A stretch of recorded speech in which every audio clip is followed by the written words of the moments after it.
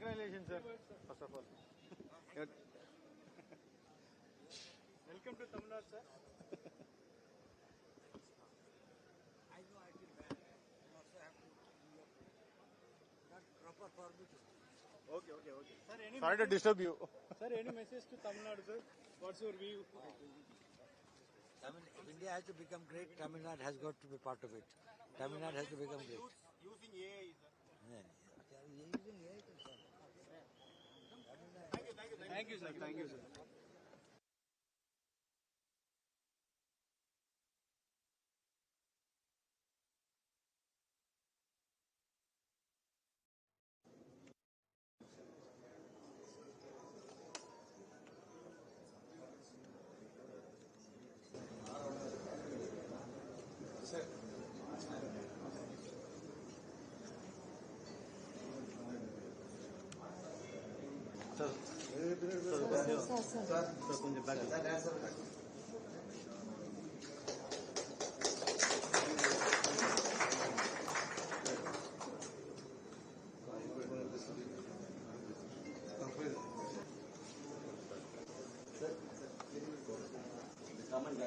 Sir, close to the.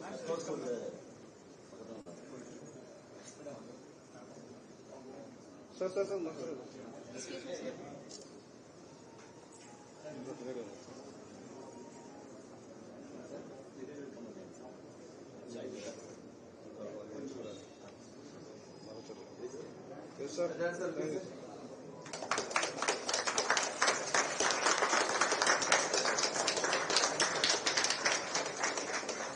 Please with your own picture, sir. Yes, sir. Thank you so much.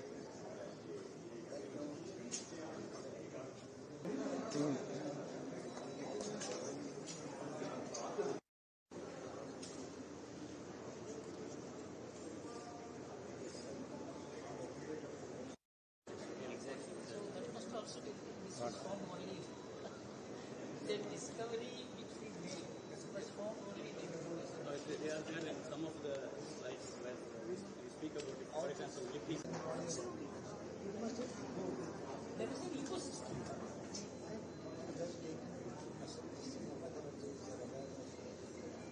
In fact, our anthropology, you know. It comes from forest. Yes. That's what it is.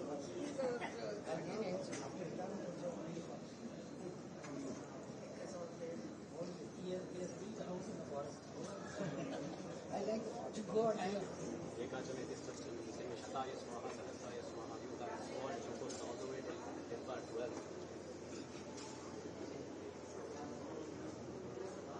Yeah. So this series was solved in 1674, but again Madhava solved it in 12th century.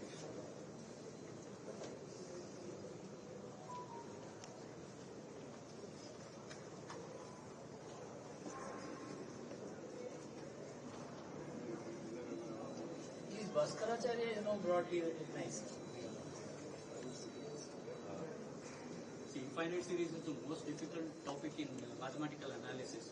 Mathematicians still struggle whether the series converges or diverges. But here we have a result which exactly gives you the value of pi, and he determines the circumference of the circle and solution for an infinite series. An alternating series that too. Is giving a good time.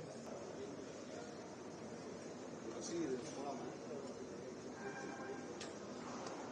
Very nice. See the form. One.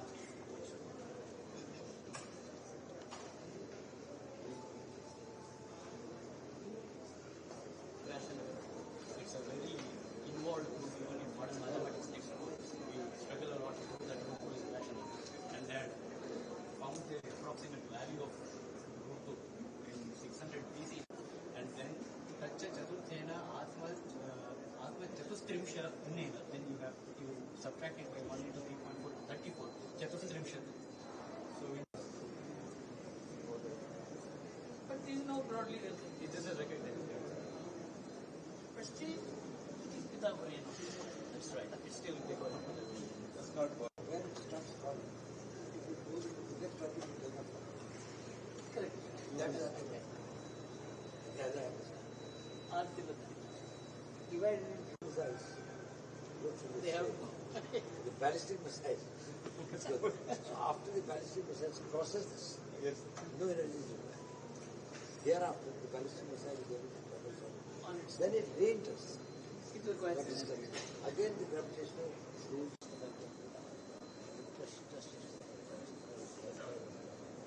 The common misconception that we got the proscenium space from the Greek. Where is the audience? If there is king, then we should go for the picture for the longer one. Or if it's a smaller audience, depending on the content of the Chaturashtra.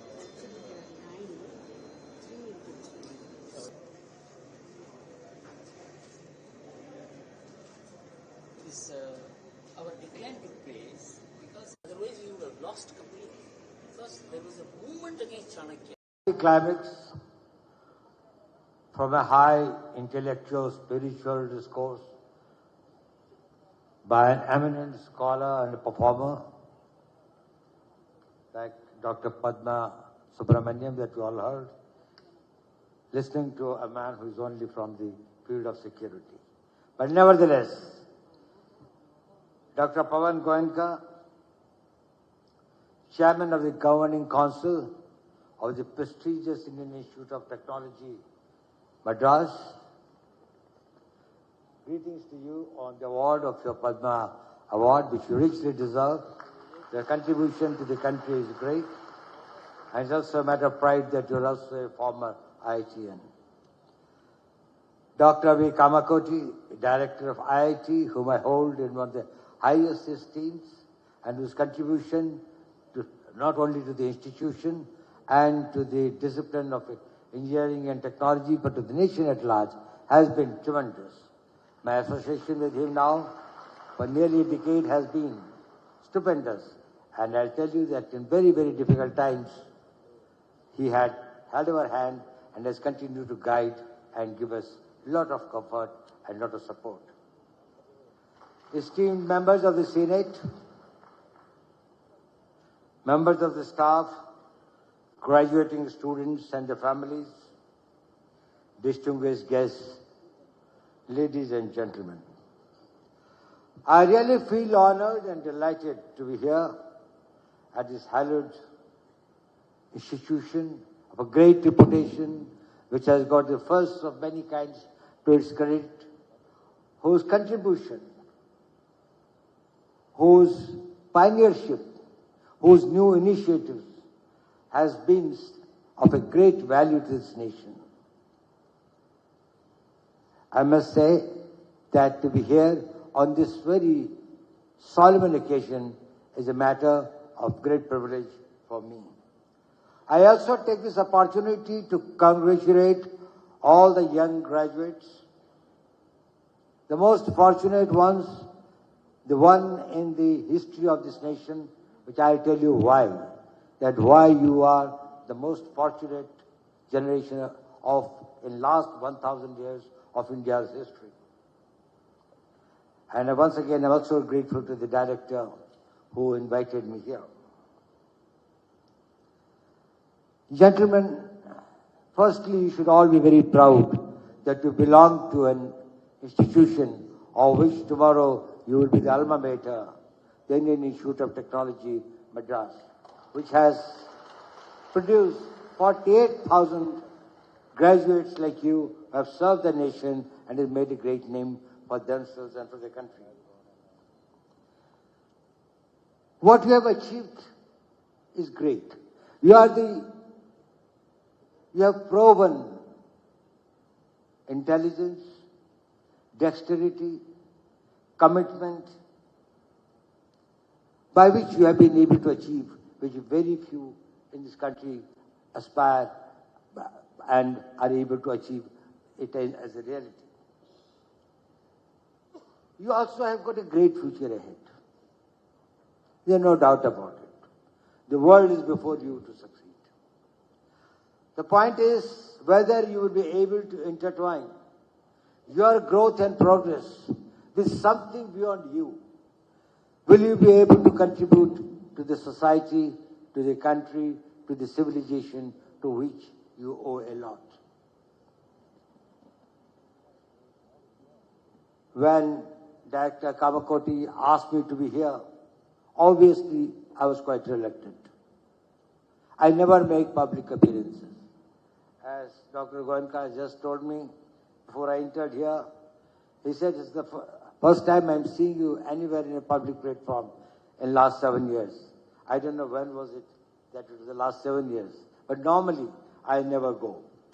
But firstly, my respect for Professor Kamakoti is one thing. But secondly, I had a very small message to give to you. And I thought that I will take this opportunity to convey a very small message. But before that, I will have to provide you a perspective.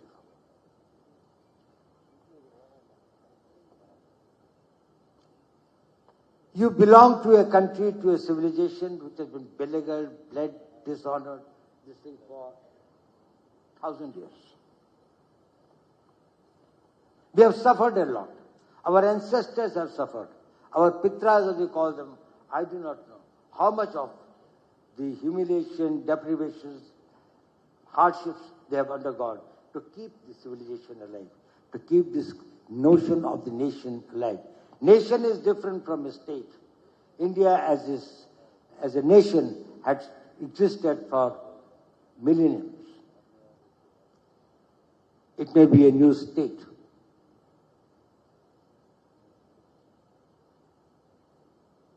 Even when we got independence in 1947,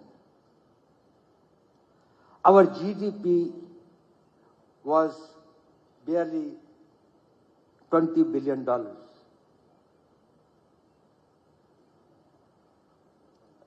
Less than 1.9% of what it is today. We had 80% population below the poverty line. And do you know, just a few years, or 2-3 years before the independence came, we suffered a famine in Bengal. It's a pity that nobody talks about it in India today. Do you know, as per the British records, how many people died in that starvation death, due to starvation death? There were 6,060,000 people died. And there was nothing that was talked about it in the slave nation. That showed that the country's spirit had been enslaved to that extent that it became a non-event. Today, if there are 5 such deaths, the whole country will rise. The youth will say, you will find governments will fall. Deaths due to starvation because you could not eat. And therefore, 160 lakh people died as per the records. That is the thing that we came. And as Dr. Goenka said, we will be completing 100 years of our independence 22 years from now. You will be at the prime of your careers. You will be in your mid-40s or late 40s.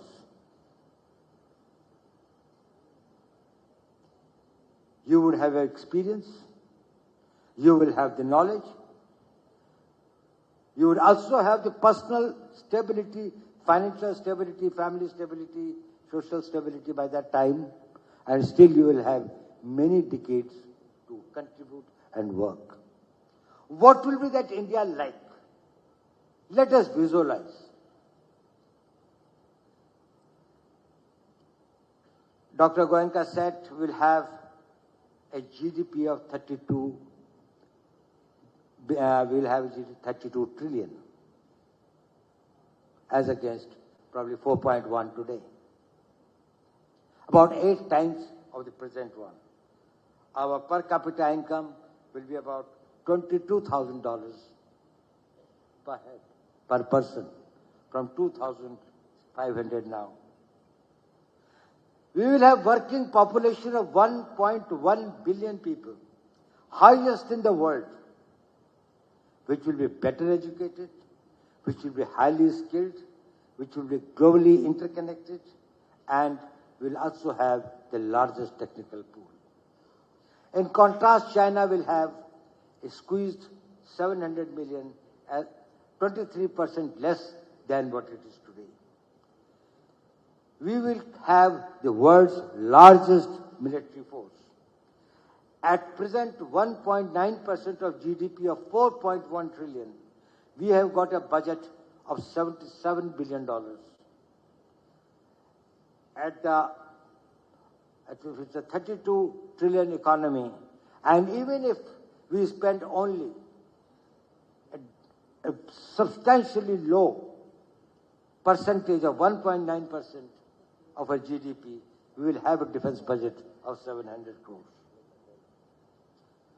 We will be world's one of the biggest global market because we will have a burgeoning middle class. And as having a unique geopolitical situation, demography, soft power, international connectivity, and the civilizational strength and the spiritual strength that Dr. Padma Subramanianji just told us and enlightened us about. You will be a tremendous power. Do you think so? Well, I think so. But there is an X factor. And that X factor is going to make a difference, and I have come to tell you only about that. Whether it is in defense, whether it is in manufacturing, whether it is in our socio-economic development, whether it is in any field, there is one factor that is going to make the difference, and that is you. Both as individually and collectively. Next 22 years, what you do and what you contribute, with what mindset and with what passion you live the life, that will determine what will happen to this nation. This is technology. If we have the technology, if we can surpass the technology, if we can meet the challenge of technology, if we have the technology warriors, we will be able to achieve not this, but much beyond it. But if you fail here, you miss it for many centuries to come. In last 1,000 years, such a time has not come, and this is the generation who has got the time, and the challenge is lost. If you master it, countries' technological needs are going to be vast in every field. In every walk of life. We want it. But there are some critical areas. There are critical and emerging technologies that we'll have to probably look at with much greater, where we'll have to get much greater focus. It is important because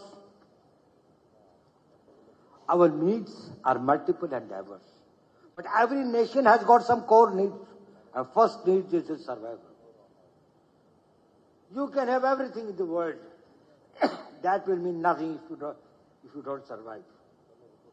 And we are in the business of saying that even if I perish, the country survives. If you become the technology warriors, you may perish, your technology must survive, the nation may survive. The debt that we owe to our ancestors, we are able to avenge our history. Indeed, we need an ecosystem of technology, high resources, infrastructure. But what we need most are the men like you. You must have heard many stories. There was a young scientist in Cambridge, young boy. In the Second World War, do you know who changed the history of the Second World War? You know him by the name of the man who started, father of computing. His name was Alan Turing. He found he could break the Enigma machine's code.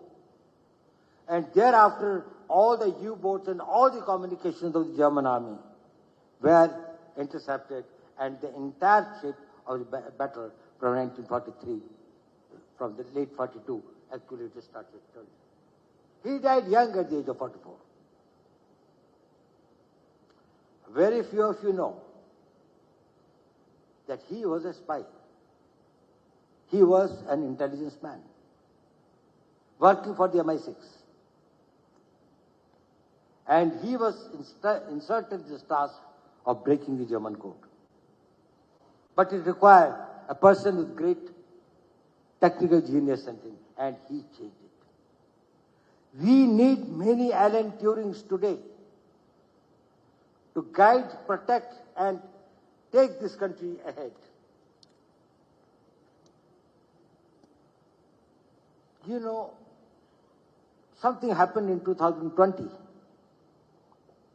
It was slightly a bad experience for us. We had we had a little fight. Of course, ultimately we were able to get everything, But certain decisions were taken. And one of the decisions that was taken is we are going to completely indigenize our communication systems and 5G will not be imported from anywhere. It is necessary for our data protection, it is necessary for our communications, it was necessary for many security needs. At the same time, the country could not afford to lose the technology battle and remain behind and get decades behind. Chinese had taken over 22 years and spent about $300 billion for developing the 5G. We neither had that much of a time. I'm sorry, Chinese took about 12 years, not 22 years, 12 years. We neither had that sort of a time, nor even that sort of a money. Whom did we turn to? And that is why I said I owe a lot to Professor Kamakoti. We came and we talked with him. We wanted trusted sources. We wanted the system along with the private sector to work out. And within about 2.5 years, India was totally indigenous. And today's 5G, there's nothing foreign in that. And we owe it to your IIT. We owe it to our private sector, we owe it to others. All contributed a lot. Today, it ensures, Professor Kamakoti has put a system in place that with a screw that comes, that deals with anything which has got or which leads to the nation's security protection of the data protection or the anything that is, it comes from a trusted source. It's either made in India or it is something which is made by somebody who is very close to India. It comes from a trusted source. That concept was the same when he said, how do we make our system totally insulated from any enemy influence and others? And we said that we will work for that. It looks small, but it is big. It is something that you have done a lot for doing that. Now, I was talking about that what could be the systems that would be important for us, which will be the game changers. You all know it, but I would like to emphasize it. Artificial intelligence is one of the great game changers.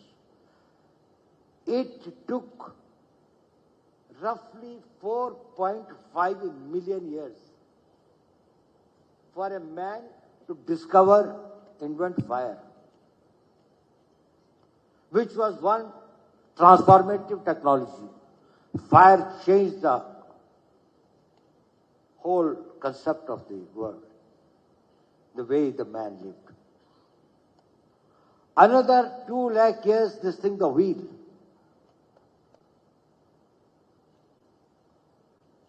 And then many such things came which we call as this thing, which take a shorter time, and others, your steam engine, printing press, computers and others. The rate at which it was changing, the world was changing. Artificial intelligence is going to change the world every year at that rate. It will become unrecognizable from everything that we do today. Is probably changed. And its applications will be diverse. It's not only required for your research and development, for machine learning, for large language models, for defense, robotics, medical, finance, anywhere. If India is able to lead and develop, make it a focus point, that this is one area that we have to develop. Another is about quantum, the quantum computing and its all applications.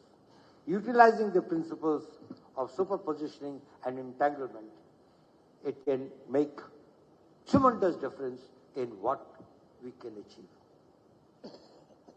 It is going to make the classical computing much less relevant. Just think of the photons and others that we are talking about. Actually, the theory of particles are going to undergo a whole change. The way that from distances and others probably will make this thing, the conventional thinking of our this thing, that how particles will behave and this thing probably will be much more unpredictable. So in the computing, in communications, in material sciences, and drug discoveries, probably you will find that this whole new world opens. Semiconductors. Now that is the building blocks of the modern technology. Our chips with complex electronic circuits are going to provide us a lot of these things, whether from the automobiles or from the children's toys to the satellites to the robotics to anything.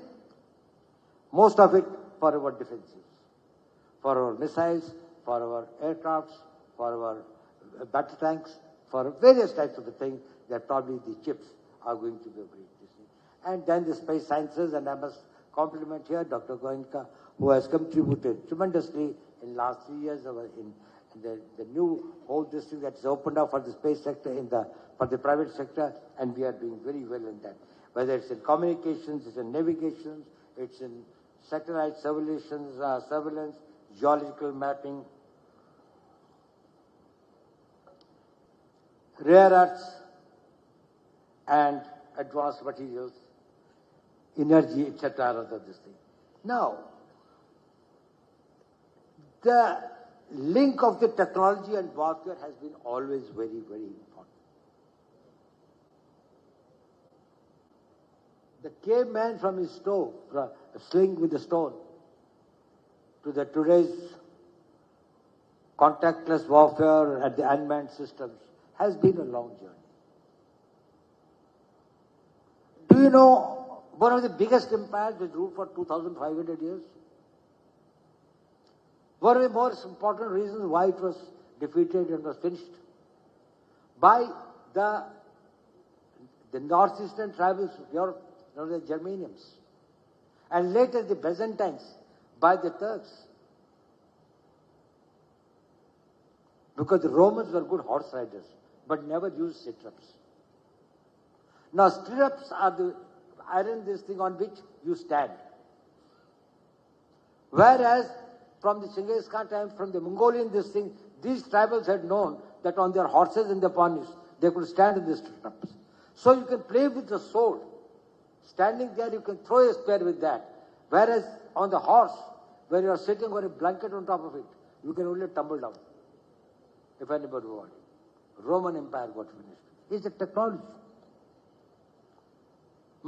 Mughals brought here the Hemu's army and others, which was much more powerful than of the Babur and others. It was the bazookas, the gunpowder. The Mughals brought the gunpowder. And the Indian elephants started reversing their direction and stepping over their own troops. It is the technology. We have to develop our indigenous technology. Mention was made here of Sindoor. We are really proud of it, not for necessarily what people perceive. That how much of an indigenous content was there. We are proud of it, that some of the best systems that worked, whether it was our BrahMos systems, whether it was our integrated air control and command systems, whether it was our radars, whether it was the whole this of it that was being done at the battlefield surveillance about the position out there. We decided to have 9 terrorist targets in the criss-cross of Pakistan. It was not on the border area something, which we thought were there this way. We missed none. We hit nowhere else except that. And it is also not that it was a very, it was precise to the point where we knew who is where. Entire operation was started at 5 minutes past 1 and was over at 28 minutes past 1. 23 minutes.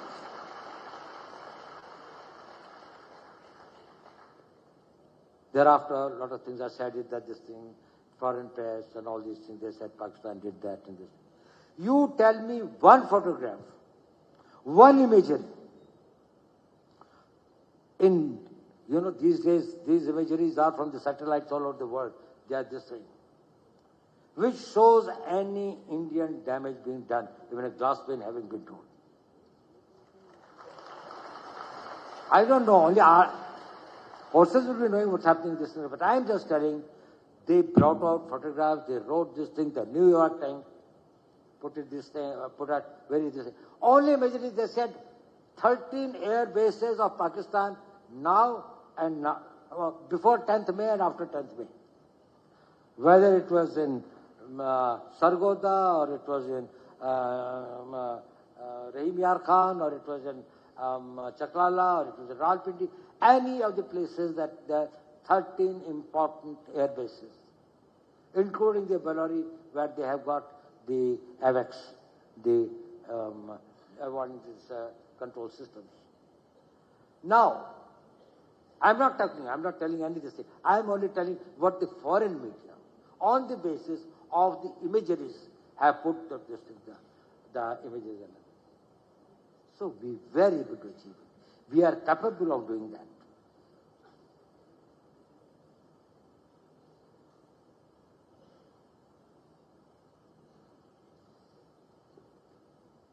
So the country's challenges before the country, as I said, are very great. We are quite. I will tell you one small incident. There was one gentleman who wanted to meet me, but because of my office could not give him any time.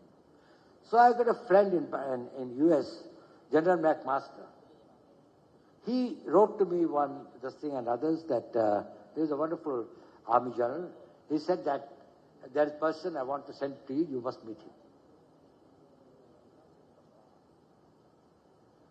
I said, okay, send him sometime. So he came, he told me. I said, how do you know General McMaster?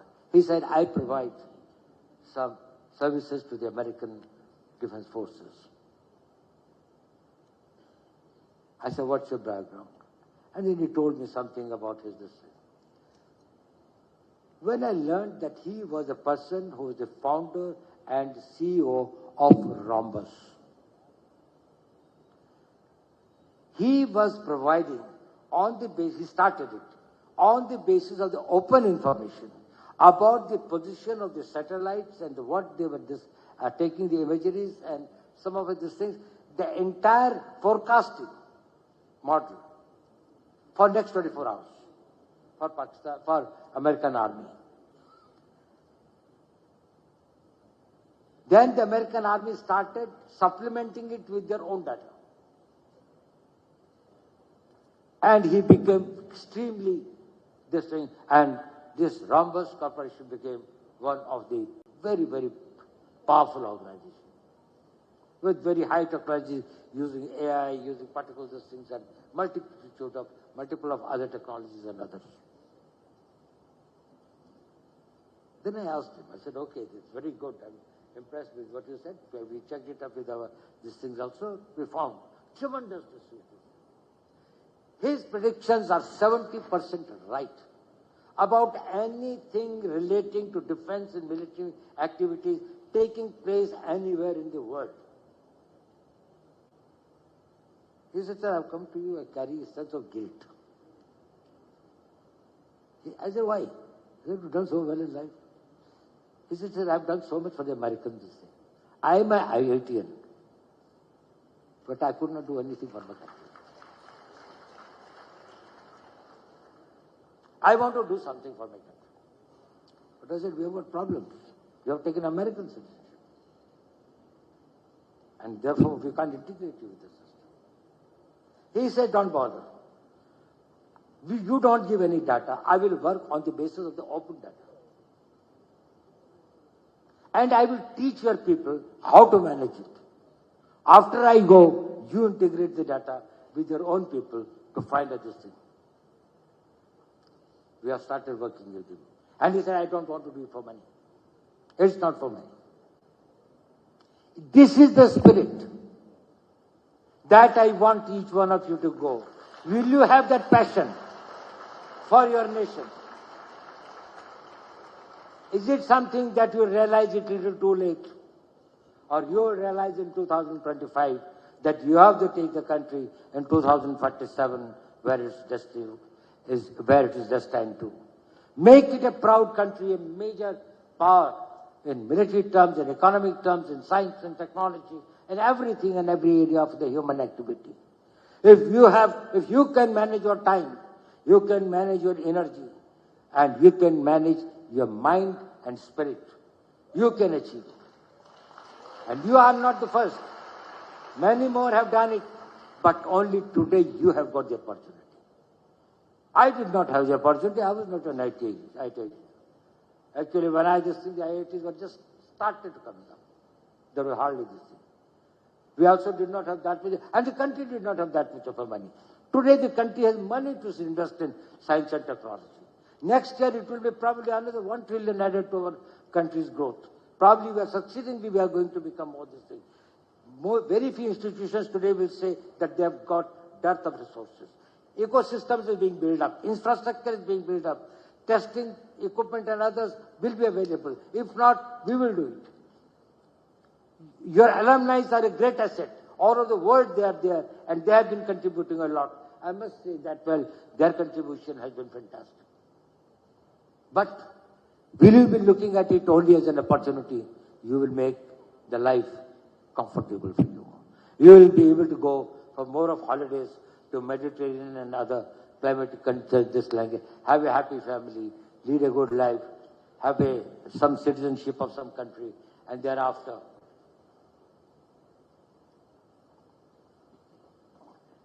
you can call that life successful. I will tell you one small incident before I conclude. During Second World War, in the concentration camps, there were many Jews who were kept there. One of them was a psychiatrist, and very well from Austria, whom Hitler had this thing and others. When he started looking, and then he was shifted, he started feeling the people coming to concentration camps, many of them were perishing, some in 3 months, some in 5 months, some 6 months. But this man, since he was this thing and there are certain things against him, he was kept for a very long time, almost the whole duration of the war, about 4.5 years, about 4 years. And was shifted from one concentration camp to another concentration camp of the Jews and others. He found hundreds of Jews, rather thousands of Jews dying. But even strangely, some survived. And he started taking notes. He said he wrote a book after coming out. There is an old lady of 74 or 75. She said, I don't know when the war will be over, but I have to go back home. He said, why? He said, they brought me and my son daughter-in-law. But my granddaughter, about 4 years is left behind. I have to go back to get her. And groom her, train her, whatever is that, bring her up and all these things. I feel very restless. I want the war to be over. She survived. Then, few years after the war, he met this old woman on the street with a teenager girl. He said, how are you? He said, fine. This is my granddaughter. She found this old lady was now healthier, looking better than others. So he wrote a book, which became one of the bestsellers. And also in psychology, it's one of the game-changing contribution. His name was Viktor Frankl. He said, the name of his book was, I think it was, whose life has a meaning, only they survive. You are useless when your life loses its meaning. You may be a billionaire or you may be a pauper, it doesn't matter. As long as there is a meaning, you will survive. You live to achieve something. If you have got nothing to achieve, if you have got nothing to, you can't play this thing after the match is over. If there is no goal post, where is this thing of my skills? You give me a goal post. Even out of death I will come out. Your willpower, your spiritual power takes you out. This institution gives you the meaning. Your energy gives you the meaning. Your circumstances of this thing give you a meaning. This nation gives you this thing. If you dedicate yourself for next 22 years, say, this is the meaning of my life is, I will place my country in that orbit, that where we can really be proud and our ancestors can be proud. My dear friends, this is a very small message that I have come here with you. I am over 80, I have lived my life. But I know this country has got a very great future. But there is a spectre, and that is you. Do your best and give your best. I wish you my best wishes.